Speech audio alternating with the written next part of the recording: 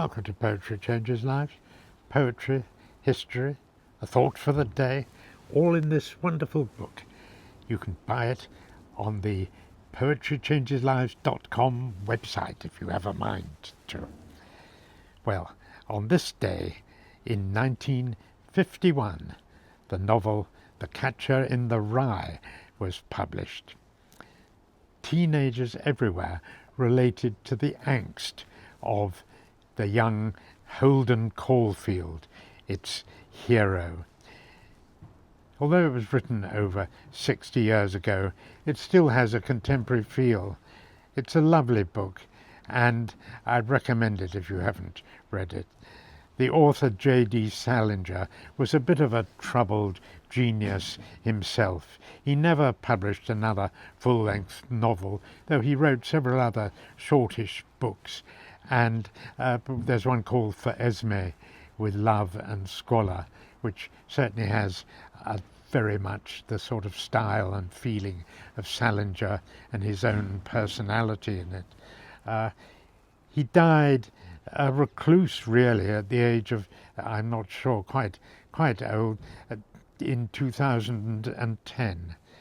Here's a part of a poem about genius by another genius, less complicated than Salinger, Mark Twain of the 19th century, whose creation, Huckleberry Finn, Huck Finn, was of course a kind of a predecessor, forerunner of Holden Caulfield in The Catcher in the Rye, I think.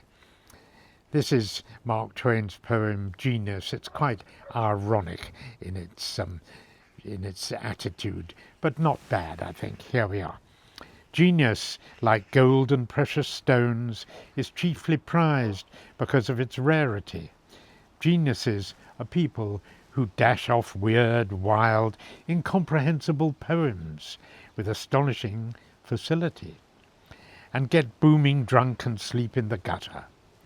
Genius elevates its possessors to ineffable spheres, far above the vulgar world, and fills his soul with regal contempt for the gross and sordid things of the earth.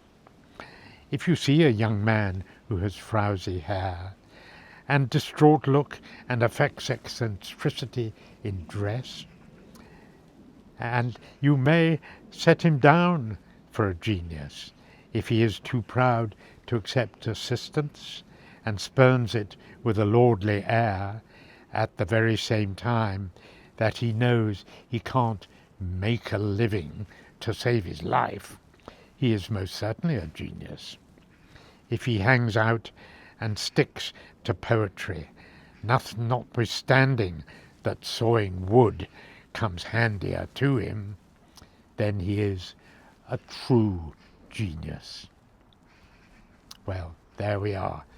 Mark Twain, a less complicated man than Salinger, that's for sure.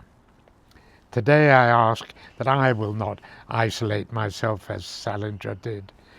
I will not isolate myself from others, but try to learn from them instead. Thanks for listening.